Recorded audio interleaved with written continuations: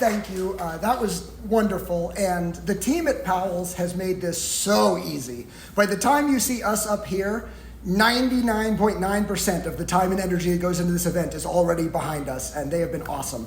So I'm Seth. This is Adam. You know that. Thank you all for coming to the world's greatest bookstore to celebrate Adam's new book, Love and Need, The Life of Robert Frost's Poetry. I love this subtitle, The Life of Robert Frost's Poetry, because it gets to what is so special about this book, which is it is biography, it is literary criticism, but they are so intertwined, so enmeshed, so melted together, you can't tell where one begins, the other ends, whatever I want to say there. I know Adam finds this mortifying, so I'm going to do more introductory stuff. The Powell staff recommendation downstairs says sensitive, thorough, thoughtful. The New Yorker said elegant and surprising. The Washington Post called this man here the ideal biographer for Robert Frost. And I heard at a previous event of his, I heard Pulitzer Prize winning biographer Kai Bird call it extraordinary. So Adam, congratulations. And the verdict that obviously carries the most weight with all of you, I thought it was awesome. I found it brilliant. I learned so much. So congratulations, buddy. It's really, really great. What can I say? Thank you. Now, the part that is, if you didn't find that mortifying enough, I'm going to start with the first question that he hates hearing about. You worked on this book for a decade. So, how does it feel to have it out in the world and so many people engaging with it? Oh, man. I feel like this will probably be kind of a bad answer. It's so overwhelming that, I kind of feel like maybe I'll understand my feelings in a couple of months or so. T.S. Eliot has a great set of lines where he says, we had the experience but missed the meaning, and approach to meaning restores the experience in a different form. And so I feel like maybe I'll know how I feel in a couple months or so. How did you see Frost at the start, and how do you see Frost now? And you only have a couple minutes. My goodness.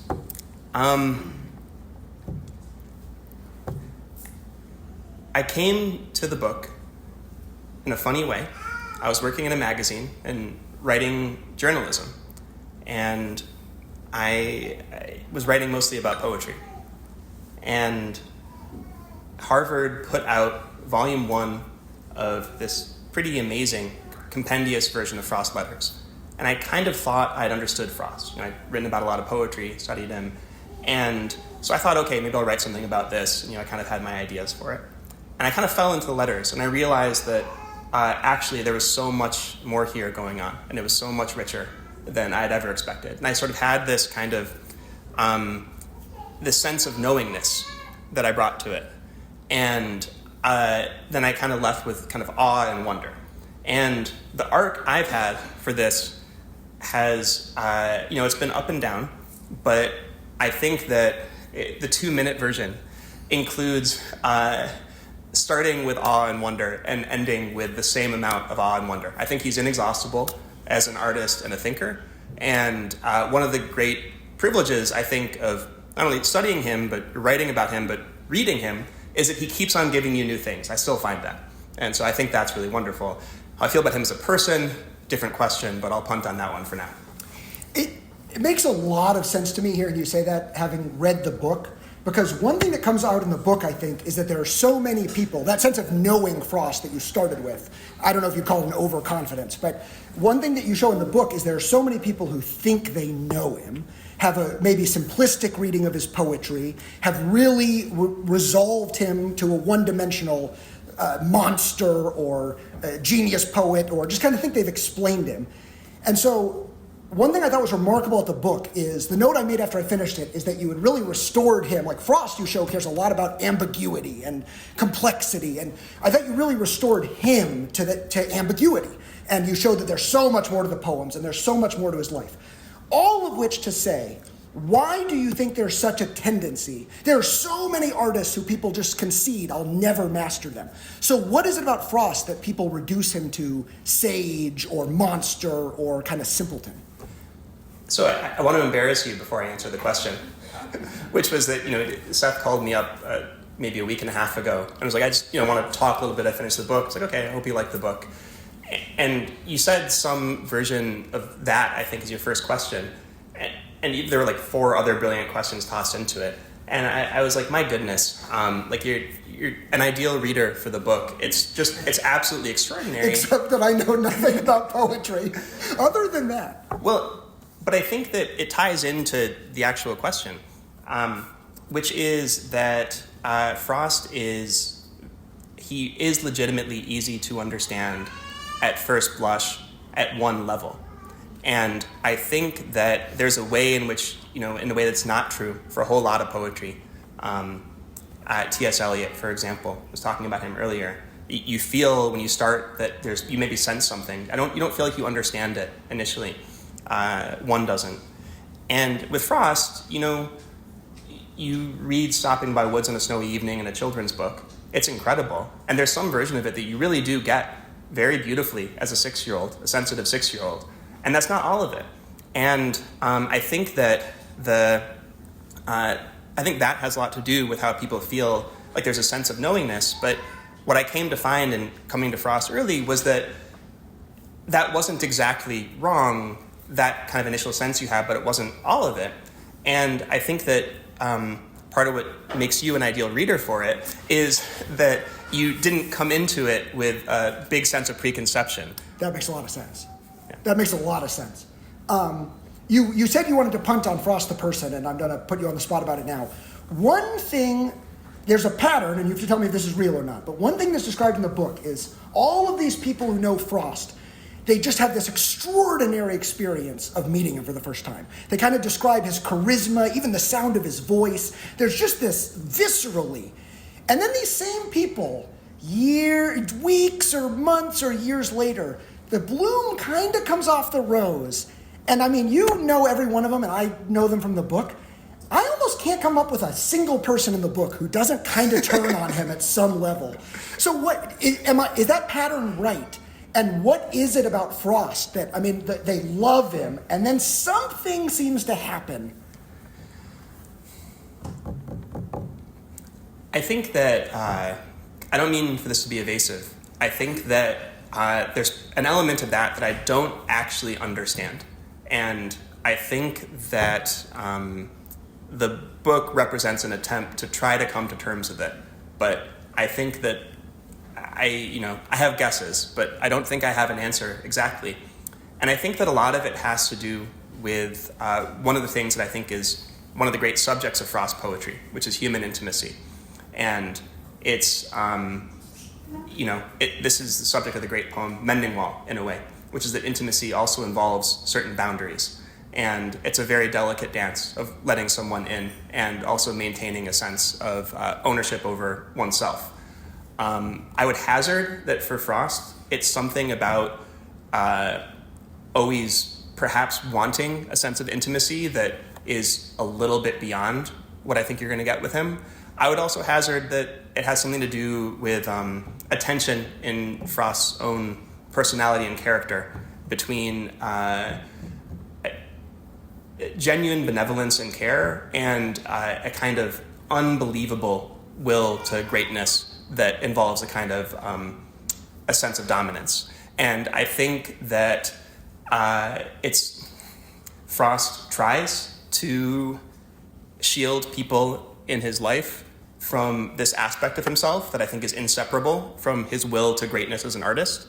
But it's not always possible. And the closer you are to him, the harder it is. And the more those boundaries can break down. I think it makes for a very interesting story, but it makes for somebody who I think was in a lot of ways a better father to the people who were not his biological children, in part because there were boundaries and structures and they could walk away a little bit more. And those are some of the ones who I think had less of the bloom falling off the rose. And some great writers, Wallace Stegner is one of the most eloquent people about Frost. And he says, you quote him in here saying that Frost's voice is one of the greatest, I won't get it quite right, but that Frost's public speaking voice is one of our civilization's greatest products, which I thought was awesome. It's so brilliant and eloquent. And it's so accurate. And and I think that there really were people for whom the bloom doesn't come off so much. And it really is people who are able to maintain greater boundaries than a lot of people who wanted more of something. They're from not him. really the people who are there at the end, are they? I mean, that part of the reason I've got this impression is that toward the end of Frost's life, it's a lot of sort of bitter folks. I mean, people who stuck around long enough and through some pretty erratic periods. Yeah, that's well said. But is it true? Mostly. Frost, you'll read early in the book, for those, there might be a few of you who haven't read the whole thing yet, so. Frost's family really falls apart in this traumatic, kind of unforeseeable way when he's around 64, I think, 63, 64. And he winds up acquiring a new family. And part of the story the book tries to tell is the story of that family. And there's a kind of, there's a bit of a romance plot, a did they or didn't they sort of thing, and a kind of sexual intrigue at the heart of that.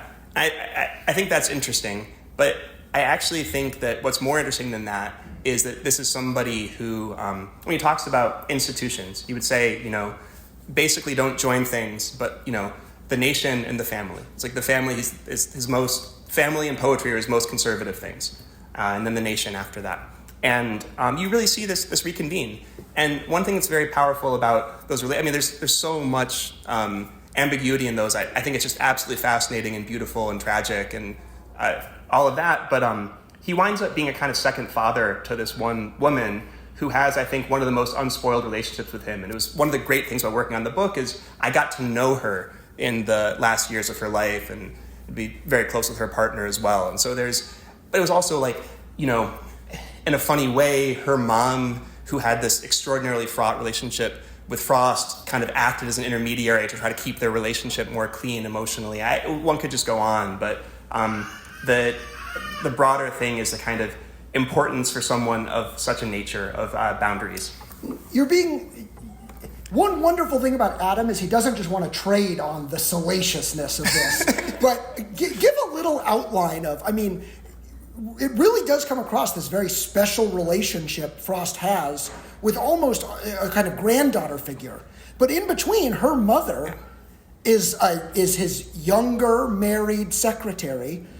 And it's almost stranger if there is no affair, was my impression, because Frost so desperately wants everyone to believe that there is. At one point you even suggest that he might have planted this condom to be found, which is, I know I'm pulling out one sentence of a 400-page book, but it caught my attention. So indulge me just a little bit in not even the did they or didn't they, but like, we can make it higher brow about Frost's psychology, but delve into that a bit. Give us a little bit of Oh, man. It's an amazing story. So Frost's wife passes away in, I believe, April of 1938. And Frost kind of goes crazy. It's a little hard to diagnose exactly, but he's kind of wild with grief. And his grief takes the form of self-recrimination. And he winds up kind of subtly pushing away people in his life who think well of him, and drawing close in some ways people who will kind of reaffirm his negative sense of himself. And he kind of performs this badness, as he calls it. And this younger woman, who at this point is, I think there's no way to describe her station at that point without sounding kind of sexist. I don't mean to be, but it's kind of like cast of faculty wives around Harvard, around Cambridge. Her husband is a young instructor at that point, not quite yet attained the rank of professor in English, and also helps to organize the Breadloaf Writers Conference. It's a August Writers Institution up in Vermont. And so she, who had some kind of social relationship with Frost before, goes in and checks on him when he's alone in his grief. No one knows what happens next, but things get very, very tightly wrapped up. And the way Frost will tell the story, but never commit to print, is that this begins the greatest love affair since Adam and Eve, as Frost's friend said. And she, they kind of took him in, and she especially took him in. She becomes what he would call his secretary and manager, kind of more than manager. And it's an extraordinary psychological story, in part because no one doubts just how unbelievably close they are, but her husband is still very much there, and still in a lot of ways really admires Frost, despite this sort of, this kind of halfway imaginary scarlet letter hanging over them. And that relationship persists and really sustains Frost for, the next quarter century of his life. And also part of the reason that it winds up being very important to the story is that the received versions of Frost that we have, more or less all the evidence comes from after this period. And so the stories about Frost we have are filtered through this kind of big story. So I think you can't really uncover what's going on until you start to figure out what the context is for these stories being told. That is how we've come to know Frost. As you can tell, Adam's knowledge of Frost and his ability to be eloquent about Frost, it's like if you want 400 pages of that, I just want to, it's like we bottled that up for you. I'm just in full-on P.T. Barnum mode here. You mentioned T.S. Eliot. You quoted him. You mentioned him again. Frost and Eliot have a decades-long rivalry. Give us a sketch of that, kind of how it starts, how it ends, and you can kind of hit fast forward in between. It's pretty extraordinary. These are two people who, as Frost described it later in their lives, kind of shot off from the same pinwheel. They're the two most important American or Anglo-American, and I would say really of either English language poets, I would say for the century, but certainly for the first half of the century or so. And of course they can't stand each other. They can't stand each other in part because they wind up making art that I think is much more similar to each other and much more responsive to each other than either of them would let their prides let on. And so that's part of the story that I mean to tell in the book. And I think you do a great job with it. It was one of the parts of the book that I found I just was hanging on every word of it. And I want to, before asking you a final question going to audience Q&A, I first want to delve into something a little deeper in the literary criticism, and if I don't do quite justice to it, you'll fix it for me. But one of the things I found most brilliant about the book that I'm desperate to have you talk about is that even though they're great rivals and kind of two poles of modernist poetry, you really use Frost's biggest rival to explain Frost. Because Eliot has a very famous essay, The Tradition and the Individual Talent, where he kind of, as I understand it, and Adam will do justice to it, has this counterintuitive idea that a poet's originality or individuality is not actually best seen where they separate themselves from tradition or depart from tradition, but is best seen in relation to their predecessors, how they maybe alter or modify or connect to. And you never are as ponderous about it in the book as I just was. But again and again through the book, you quote that Eliot essay as an epigraph, and then again and again through the book, you show Frost's poems by connecting them to predecessors. And so my question for you is, and this is kind of a point of personal prerogative, what led you to say the key to understanding Frost, in a way that almost certainly would have annoyed him, the key to understanding Frost is the way his greatest rival kind of looks at poetry? Do you agree with that characterization? And what led you to it, if so? So this is why he's the ideal reader of the book. I strongly agree with it. You put it perfectly. What's part of the story that I tell in the book, everything you said is exactly right. Part of the story I tell in the book is that Frost travels to England before publishing his first book, and he gets criticized in his first book for people saying, these are lines that come from Shakespeare. This wasn't original to Frost. And this hurts Frost's pride, which runs very deep, so badly that he then is extremely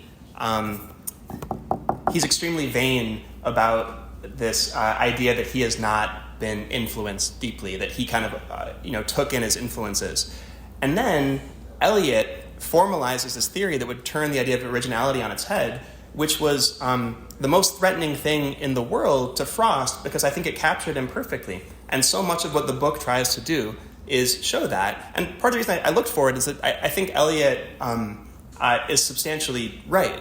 And I think it's true, and it certainly winds up being true of Frost. And so it's sort of a long period of looking for stuff, figuring out how it worked out. So Frost gets very invested in a sense of his own originality, and then Eliot kind of shows it's maybe exactly 180 degrees, and that is a threat to... And then at the end, Eliot says, you're the greatest... I mean, there's this great moment toward the end of the book, a slight spoiler alert here, where Eliot kind of makes a point of saying that Frost is the greatest living Anglo-American poet. And it's not entirely clear that Frost is quite as gracious. Hearing that means a lot to him, but that's not quite the same as being reciprocal about it. All of that's completely right. But this is like, you all are getting promo for the book and my reading comprehension test.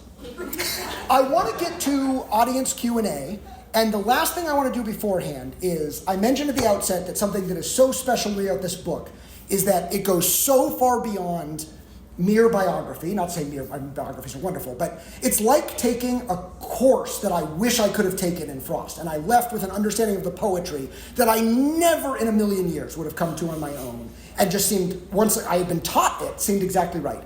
So what I wanted to do, I asked Adam if he would be willing even to read a bit of the book, read a poem of Frost, because we've come this far without hearing any of Frost's poetry, and read a little bit of what he teaches us about it.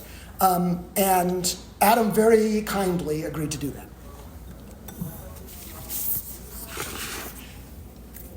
And so, before getting into the text here, what I would say is that there's one takeaway, I'd say, about Frost that I began with, and I think is, I believe all the more so after working on him for many years, is that there's this kind of, there's a way in which Frost is obvious, and a way in which he's less obvious, and the two are different ways of making sense of the world, different ways of making sense of ourselves. And I think it feels so profound because I think that exists in all of us, and I think that exists in most things we pay attention to, that there is a kind of surface and there are various layers of depths, and life isn't just one or the other. And people also aren't just one or the other. People are not just the deepest psychoanalysis of themselves. It also just surfaces, impressions, senses, and things like that. And it's sort of, I wrote an essay. That essay launched the whole thing, that kind of did the thesis. But I think one of the great poems for really getting that intuitively is the poem that, starting in Frost's first collection of his work, his first collected poems, there are many different variants of that, was the preface to the whole thing. It's called The Pasture. It's an invitation. So I'll read it. I have it here. Here we go. Frost introduced his collected work with a poem that serves as an invitation into the world of the poetry, The Pasture. I'm going out to clean the pasture spring.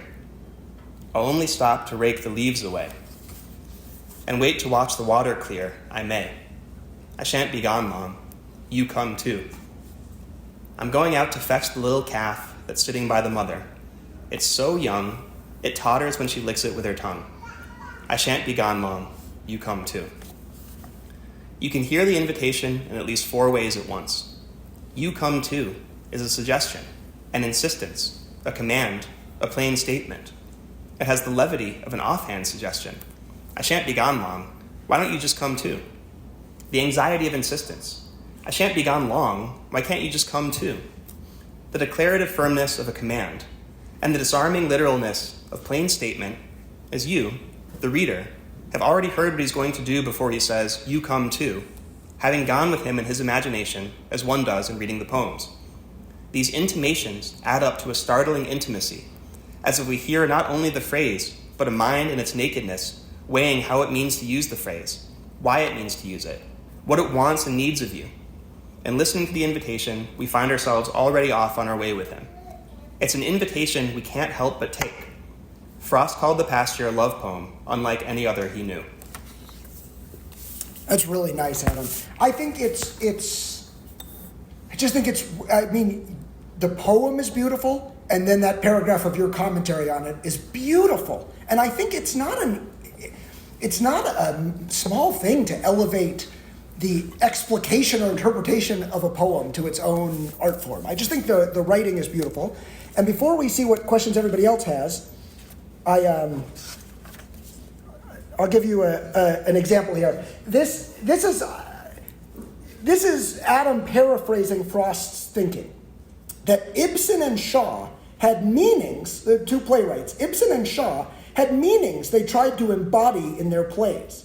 Shakespeare embodied situations out of which meanings arose. I just think that's beautiful writing. And then on the very next page, this is again Adam paraphrasing Frost. Our minds are guided by simple desires imperfectly known to ourselves. I mean, you could just, if I hadn't just read it to you, you could pay for the book just for that. Our minds are guided by simple desires imperfectly known to ourselves. And your own thoughts are expressed beautifully, and your ability to get in the mind of someone who is 60 years dead and express his thoughts beautifully, and his complicated, it's a very special book. With that, what questions does anybody else have? I'll take one.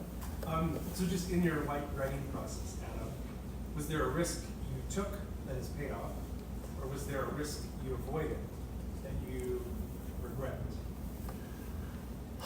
What such a public figure? What a wonderful question. I think that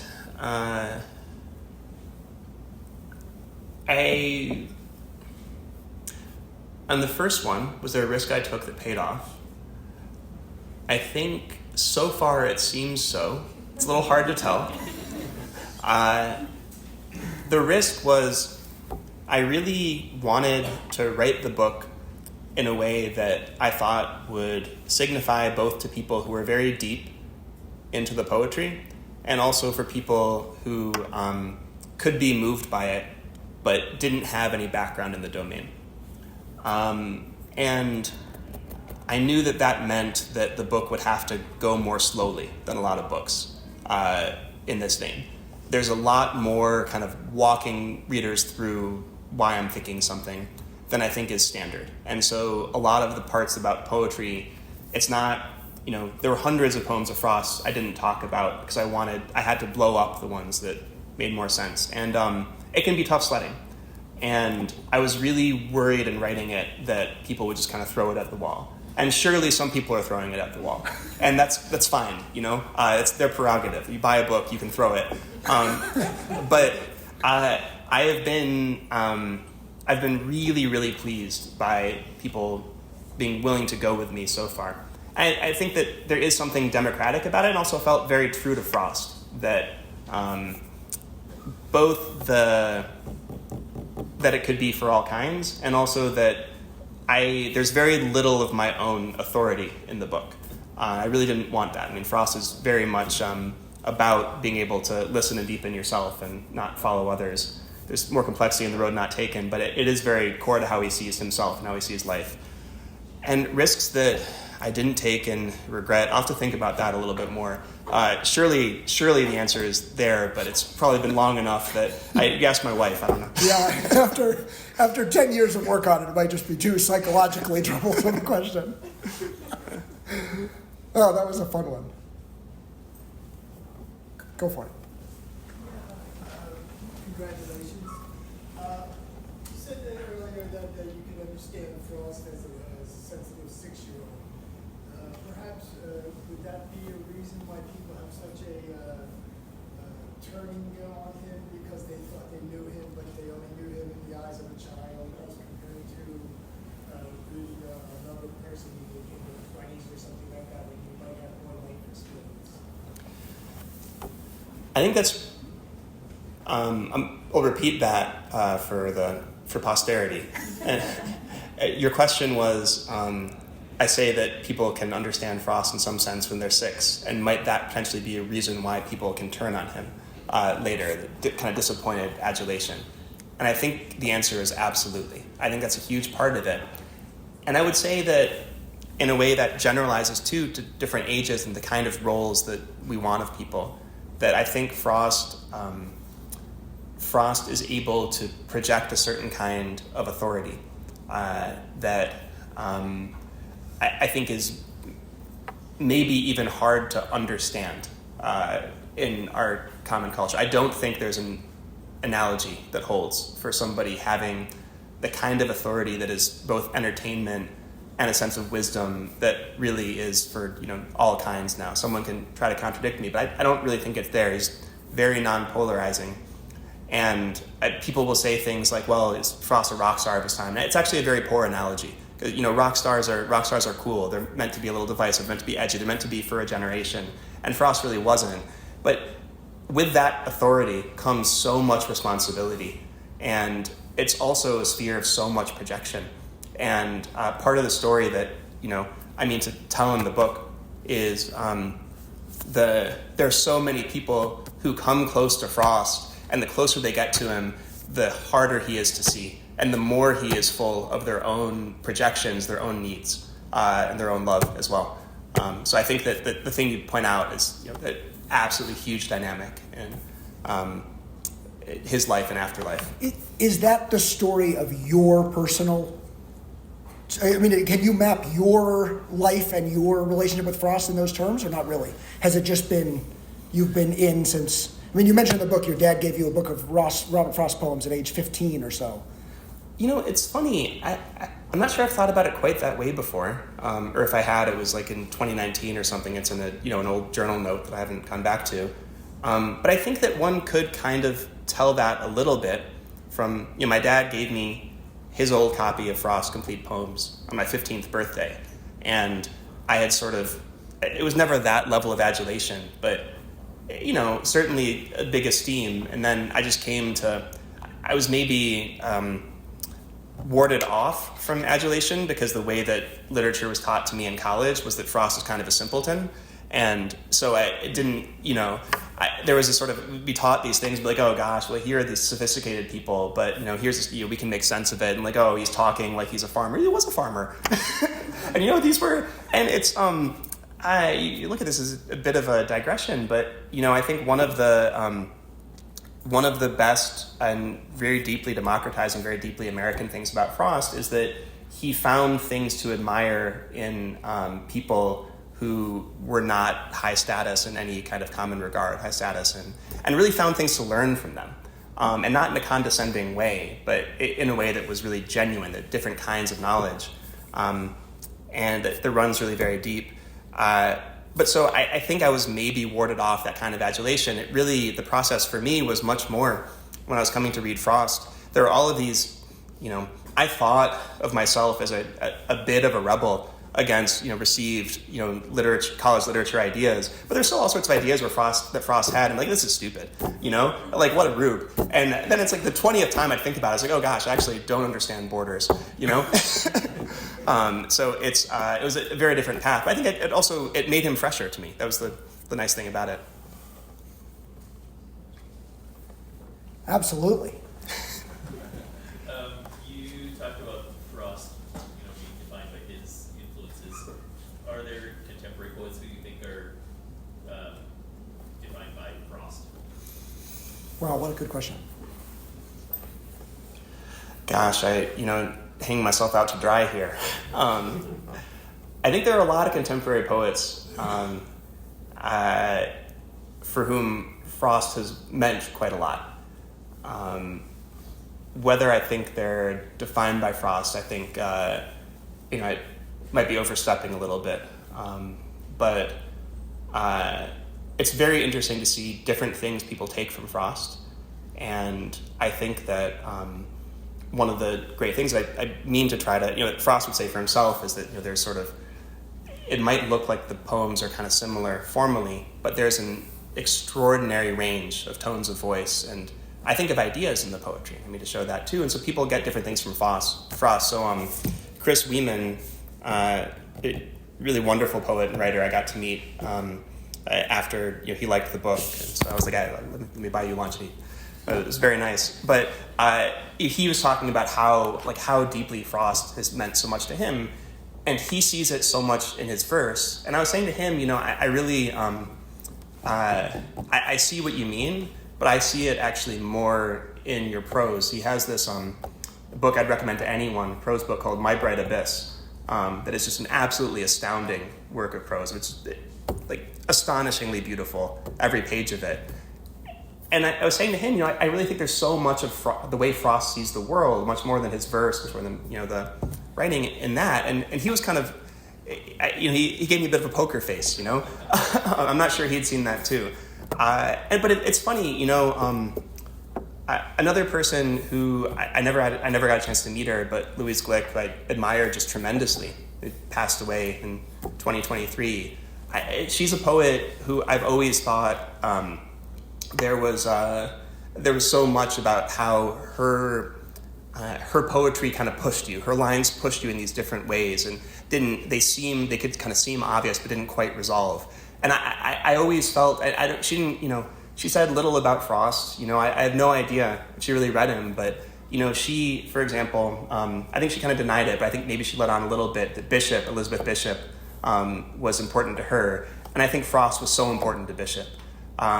And so I do see these lines of influence. I think you can see it more obviously, I think, in someone like Paul Muldoon, who's a very different artist, but he's, I think he's a fascinating writer on Frost.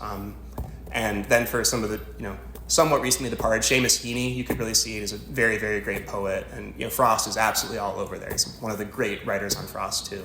So you see it, but it's one thing that's fascinating about the influence is that there are writers I won't name who sound a bit more like Frost, who maybe are less interesting when it's kind of more direct, but he's such an astonishingly varied thinker that the influence spreads in these really wide and deep ways too, and that's some of the kind of influence I mean to track in Frost's own case too.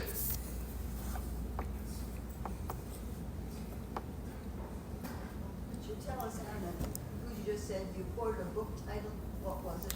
My Bright Abyss. My Bright Abyss. Right. Okay, thank you.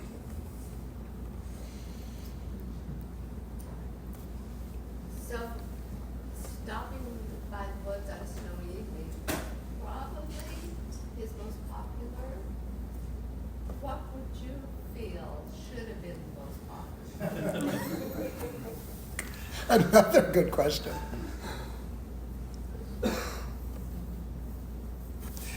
I'll read it to you. Yes.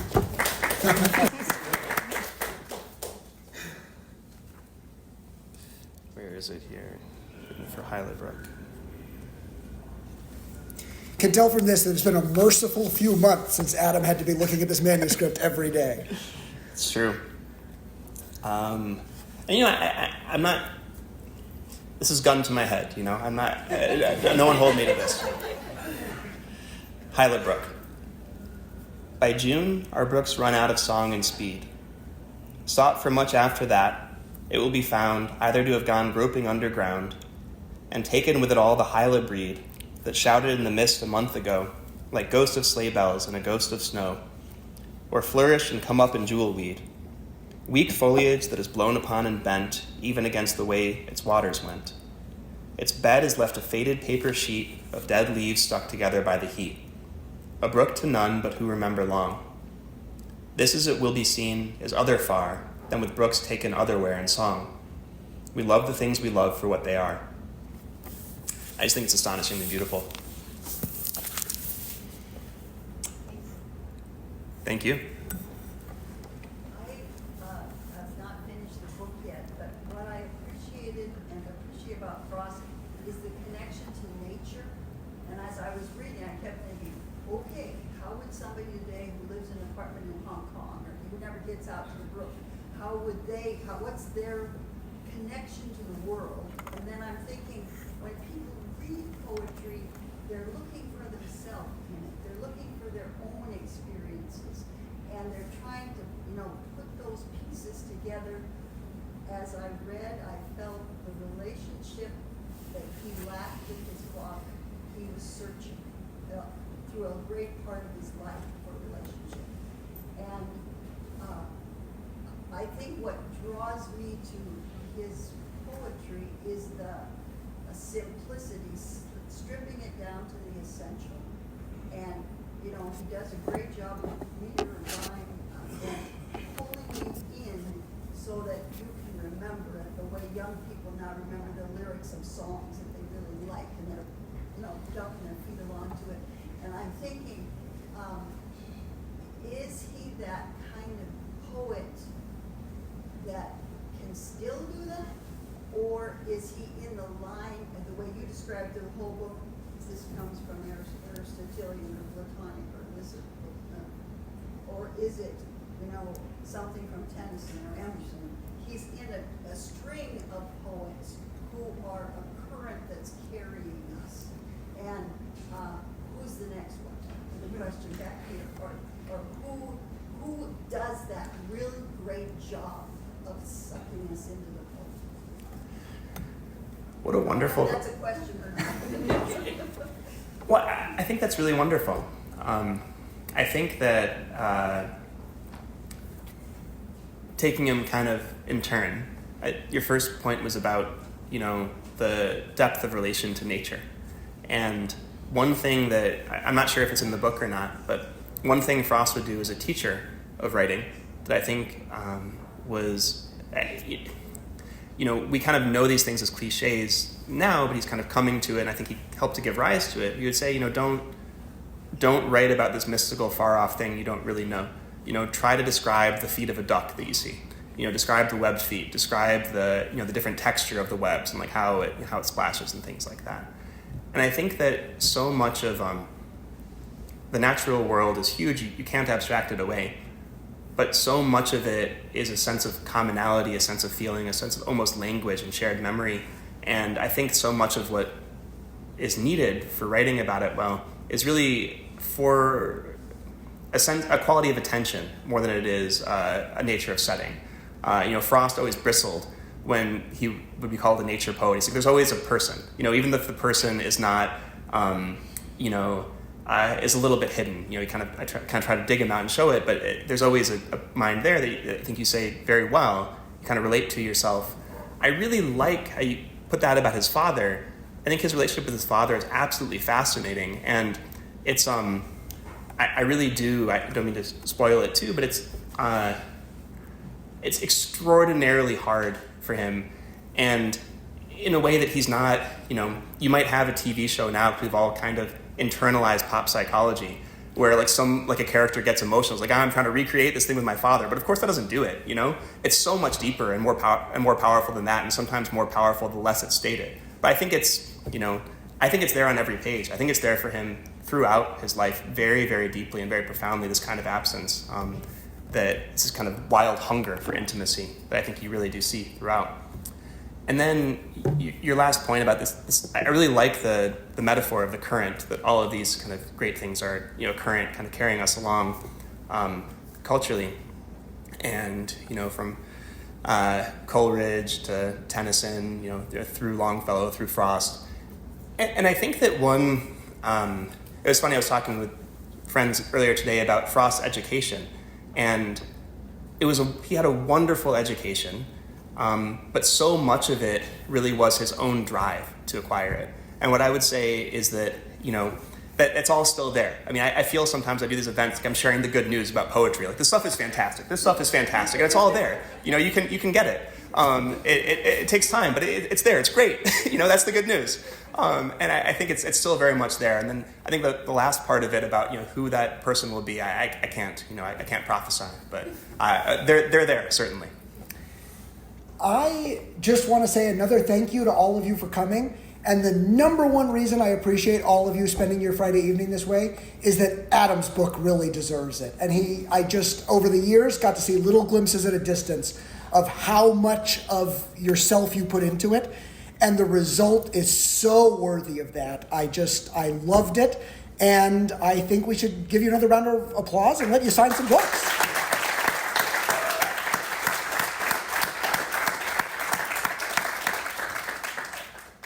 To put you on the spot again briefly, I don't think there's anyone else who could have done such a good job of this. It's truly an honor to be your friend. It's really incredible, and I just want to thank you so much for putting so much of yourself out there. And thank you all so much for coming. It's really wonderful. It means the world.